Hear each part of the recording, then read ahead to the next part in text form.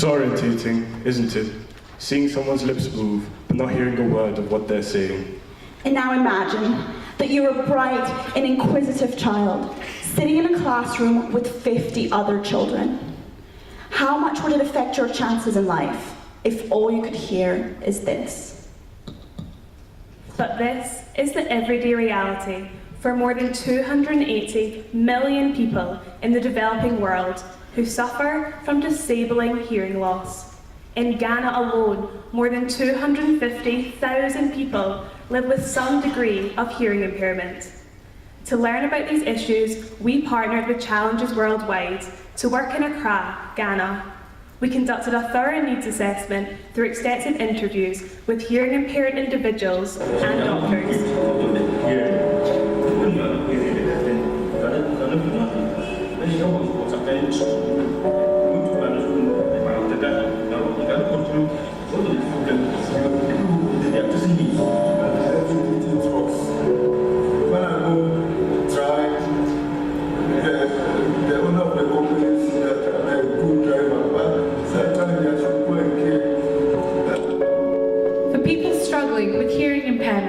One of the main barriers they face is the high cost of hearing aids.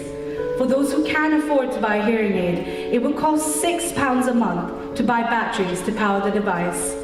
This cost alone is 10% of the average monthly income in Ghana, making the use of hearing aids simply unaffordable and inaccessible. Not only this, but the lack of knowledge and education on hearing impairment leaves people feeling excluded and isolated from society.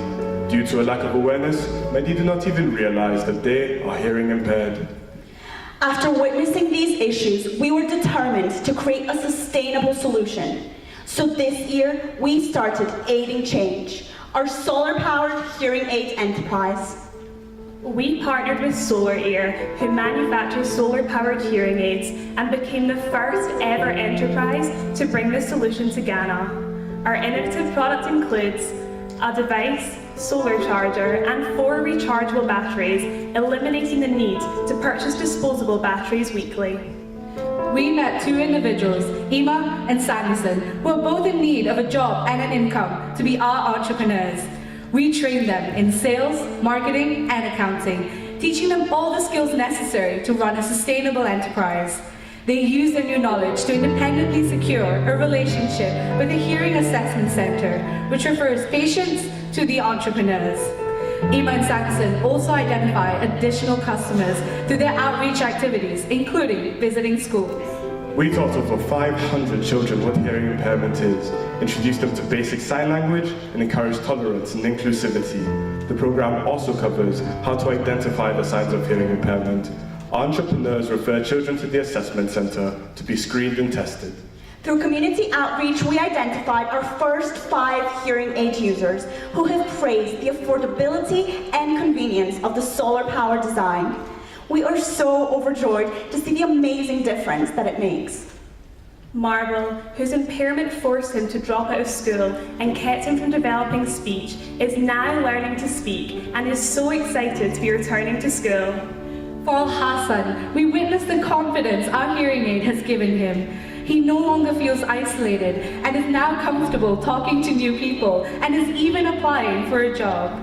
Aiding Change has given entrepreneurs a path to much-needed financial independence and enabled them to run the enterprise on their own, improving the lives of children and adults living with hearing impairment. Economically, our design is nearly 5 times cheaper than other alternatives. It also completely removes the need for replaceable batteries, saving each user more than £4,000. Environmentally, each product we sell replaces the need for disposable batteries, saving over 6,000 batteries over a person's lifetime. Socially, through our outreach activities, we are raising awareness about hearing impairment, helping break the stigma and integrate people into society. Through our project partner, we are identifying 2 more entrepreneurs to work with in Accra who are themselves hearing impaired. In addition, we have identified 3 communities in northern Ghana who we plan to expand to over the next few months.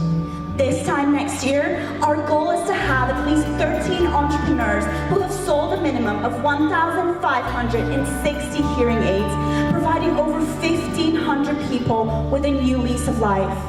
For us, aiding change is not just about providing our entrepreneurs with a sustainable income. It's about changing the lives of hearing impaired individuals. It's about giving them something that many of us are taking for granted right now by listening to this presentation, the gift of hearing. Whilst aiding change tackles hearing impairment, our next project combats other global problems. My visit to Kenya this year was overwhelming. I witnessed girls who were oppressed within their society due to a natural process I experienced myself. Where would all the women in this room be now if the beginning of their period meant the end of their education? Globally, there are over 62 million women and girls without access to even basic sanitary products. Menstruation is often so stigmatized that creates barriers for women and girls throughout their lives. To understand the long-term effects of these issues, we partnered with a Kenyan charity called the Mango Tree. Through them, we met Susan in Homa Bay, Kenya. This is her story.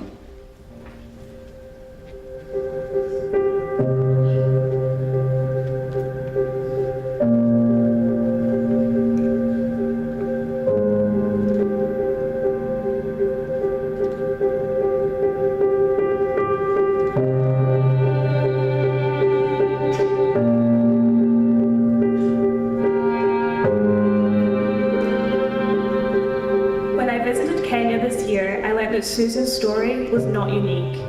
During our needs assessment, we discovered that girls as young as 10 years of age have little financial support and are left with an impossible decision: have sex with older men in exchange for pads, or drop out of school. To help the women and girls of Homa Bay, Kenya, we knew we needed to create an affordable sanitation solution that could prevent young girls from facing the same fate as Susan, whilst also provide opportunities for women in the community. While our team was developing a solution, we were made aware of similar problems faced in another community, this time in Bind, India. In the town of Bind, women are told that their periods mean they're being punished by God, that it is something unnatural and something to be ashamed of. Thousands of women in Bind cannot afford sanitary pads and have to resort to unhygienic practices such as using an old, dirty cloth. The mayor of the town approached our team asking for help. Now, we had two different communities, both struggling with the same issues. So this year, we launched two social enterprises under our sanitary pad initiative: Lily Pads, which operates in Homa Bay, Kenya, and Sanitary, which works with women in Bind, India, each tailored to their local area. We developed an innovative design for reusable sanitary pads. We tested over 1,000 pads in both locations and in our university. Based on customer feedback, we finalized our design. The pads are made of 6 layers of durable and highly absorbent material in 2 sizes to suit different flows. The pads are sold in packs of 3, which can be washed and reused for 2 years. In Kenya, we recycle towels that Nairobi hotels would otherwise throw away.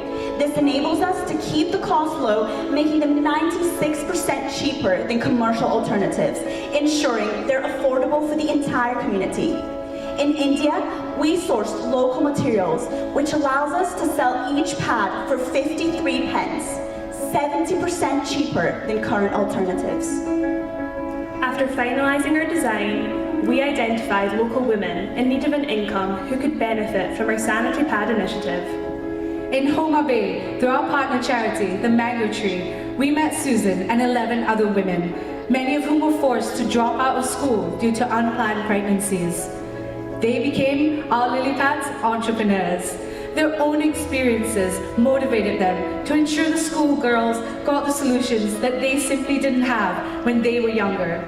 We also partnered with a local workshop who already had the resources required to commence production.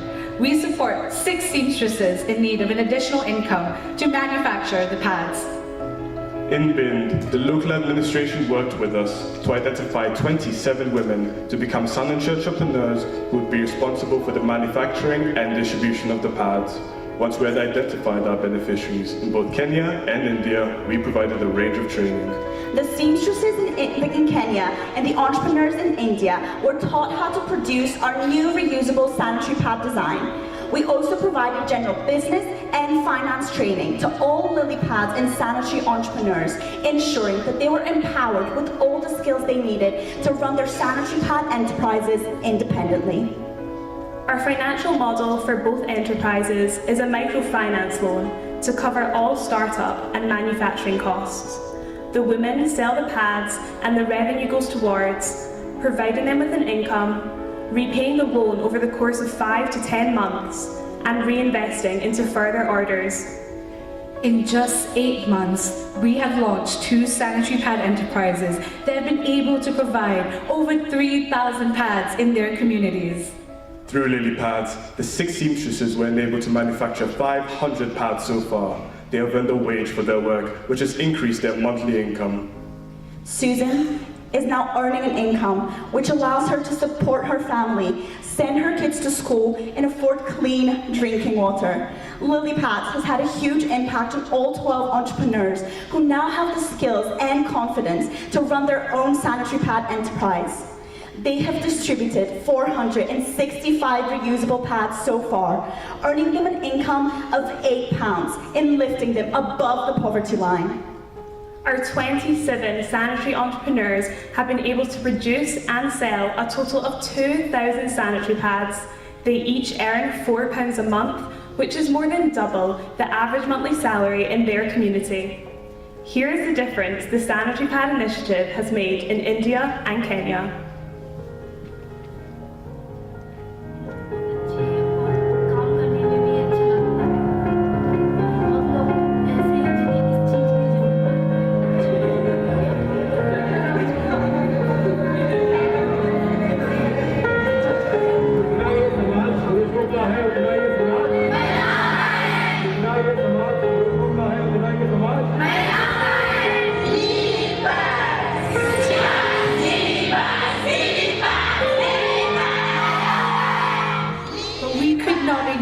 The massive overarching prejudice surrounding menstruation. To challenge this mentality, we enabled both our lily pads and sanitary entrepreneurs to develop and deliver free menstrual care education in their communities. We worked with community organizations to tailor the program to each community and taught men, women, boys and girls about puberty, menstrual health and sanitary products. In Kenya, our entrepreneurs delivered free education to over 1,000 girls in 5 schools, whilst in India, we delivered sessions to over 2,000 people in 8 communities. Across both enterprises, we provided a platform for over 3,000 individuals to openly discuss and understand menstruation, ensuring their entire communities fight social stigmas together. This year, across lily pads and sanitary, our 39 entrepreneurs have been empowered to support themselves and their families with a new source of income, whilst providing over 3,000 pads to women and girls in their communities. Economically, our solution provides each woman with an income of up to £10 per month, greatly improving their livelihoods as they become full partners in the community. Environmentally, our reusable pad design drastically reduces the waste created by disposable pads. In Kenya, our solution recycles over 6,000 towels a year, which would otherwise have been destined for landfill. Socially, through educating individuals of all ages and genders, we are bringing the wider communities together, combating underage sex and unplanned pregnancies. To ensure the sustainability of the enterprises, we have secured orders for 3,600 pads and have plans to expand to 5 other countries. But most importantly, our 39 entrepreneurs are the beginning of a movement to promote reproductive health and break the stigma surrounding menstruation, enabling individuals to reach their potential, driven by one mission: to help women and girls everywhere gain confidence and dignity during their periods. The projects we presented today are just 3 of our newest ventures. In Edinburgh and around the world, our 4 other social projects continue to change lives. Palma, our £6 soap enterprise, has expanded this year to work with an additional 17 unemployed people across communities in the Dominican Republic and Malawi. We train them to produce, market, and sell £6 soap, earning them an income and providing their entire community with an affordable sanitation solution. Project Fogcatcher is currently developing a prototype for communities in Nepal. Our solution captures condensation from fog, which is then filtered, providing clean water to communities in water-scarce areas.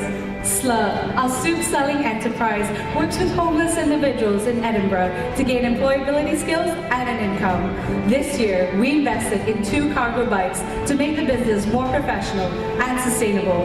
We have directly impacted 2 people and empowered 1 to use the skills from SLA to gain a job and independence. Finally, the Edinburgh Candle Company worked with unemployed women, giving them skills and an income from home. We teach them how to make environmentally friendly soil wax candles. This year, the project has made a revenue of over £3,000 by selling 330 candles. We have empowered 7 women with the skills and confidence to take control of their futures. This year, we launched 3 new ventures and continued 4 existing social enterprises. Improve the lives of over 4,600 people across 6 different countries. Directly impacted 32 individuals. And empowered 47 people. And all of this was made possible by our 83 dedicated team members. Individually, we are just students, but together we are Enactus Edinburgh!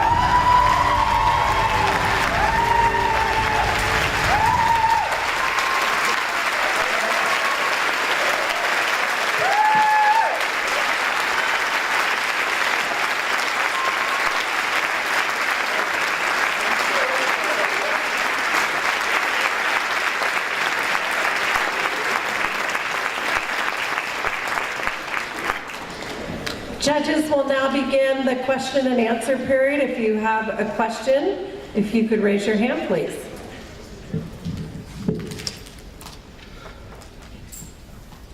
Frederick Minato, Amazon. Thank you for your presentation. A quick question regarding what are the investments to start the sanitation enterprises and what is your exit strategy? So, do you mean investment in terms of monetary investment? So in both projects, we've invested £3,000, which is given as a microfinance loan, and the women in India have already started repaying the loan, and the women in Kenya will start repaying it next month. So that's the investment in terms of monetary. And in terms of exit strategy, we believe we've empowered the women in both locations to be able to run the sanitary pad enterprises independently. So they won't need our support, but they will always be supported by the project partner in both countries. Hello, it's Jim Clifford here from Basewell's Braithwaite. I was interested in scaling of these interventions, either the hearing aid or the sanitary pad one. What is driving pushing that to more people in more areas? So in Kenya, for lily pads, we've already been contacted by different organisations in 3 different countries with interest in expanding. And we're also gaining support from our project partner in Homa Bay, who is expanding themselves and is hoping to implement lily pads to where they expand. In terms of aiding change, our project partner Challenges Worldwide works in the communities where they've identified there really is a need for the project to scale, so that we're working with them to identify more entrepreneurs. And they work in 3 other countries that we hope to be able to expand in the next few years. Raj Pamphil from Barclays. On the topic of partners, can you just clarify what their role is in each country? Are they involved in the project delivery, needs assessment? Which stages did you own versus them? And what is their role in going forward? So with all of our international projects, our project partners help us with the needs assessment and help us with identifying our entrepreneurs based on the criteria that we've given them. In our team invests the microfinance loan. We also train all of our beneficiaries in all of the countries where we work with, and the project partners are there to monitor and support the team and the entrepreneurs.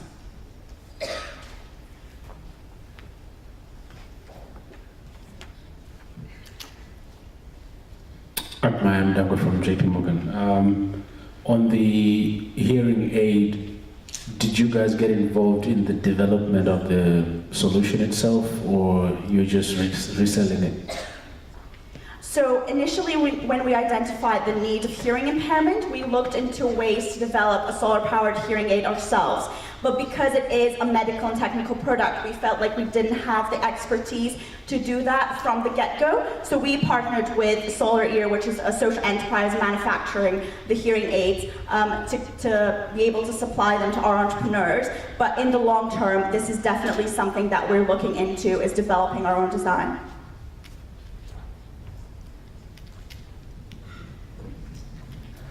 John Harper, Chief Executive for Future Foundations.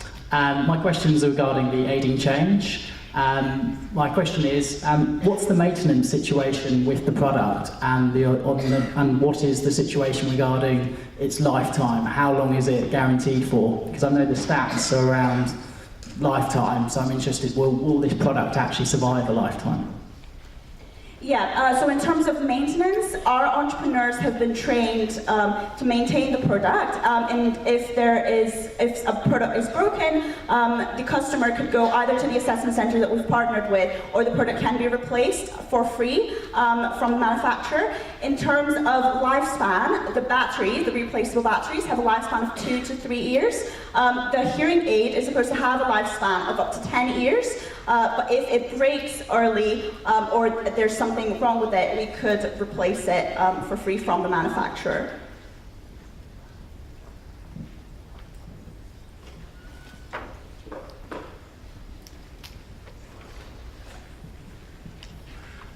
Julian Hunt from Coca-Cola. Just a very simple question. Why 2 projects? Why not just focus on one to maximise your resources? Do you mean for sanitary pad initiative? No, sorry, you've got 2 projects, one with the hearing aid and one with the sanitary pads. Why did you choose to go into both at the same time? So with the sanitary pad initiative, we were actually approached by external people outside of our Enactus team who have identified these needs in their communities, and we knew that we had the resources, we had the team members and the funding to be able to really support those communities and really make an impact there. So we felt like we had the resources to do that. Your time is now expired. Thank you, Edinburgh.